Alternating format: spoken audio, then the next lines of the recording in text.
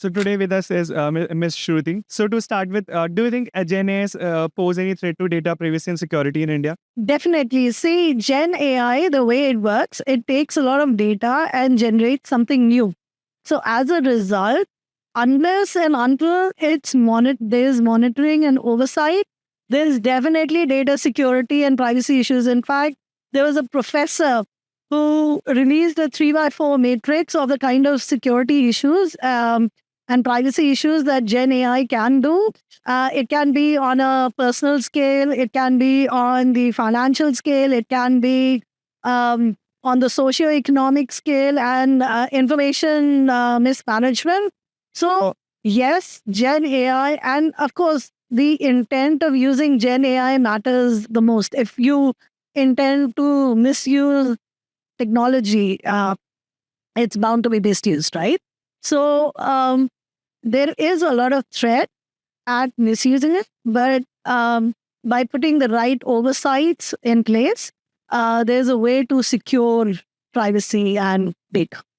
So my next question to you is like how policymakers can and industry can ensure that Gen AI is equipped with the necessary ethical consideration and to navigate rapidly evolving tech landscape.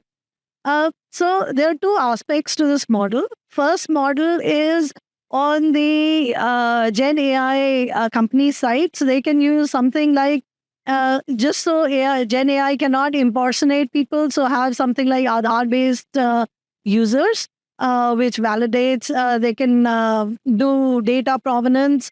You know, when we create articles or write articles for our university and college, we do bibliography.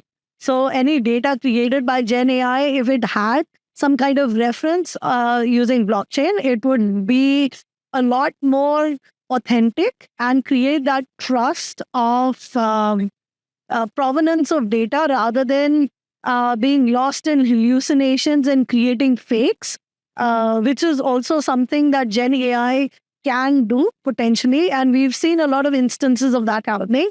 So from the system perspective, there is user identity validation, there is authentication, there's data provenance, there's data watermarking, there's a lot of that. And on the data side, it needs to be, ultimately system is only going to work as well as the data in it.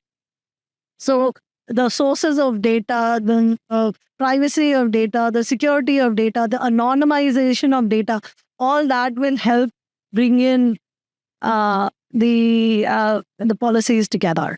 So my last question to is like, can India become the AI capital of the world? Yeah, definitely.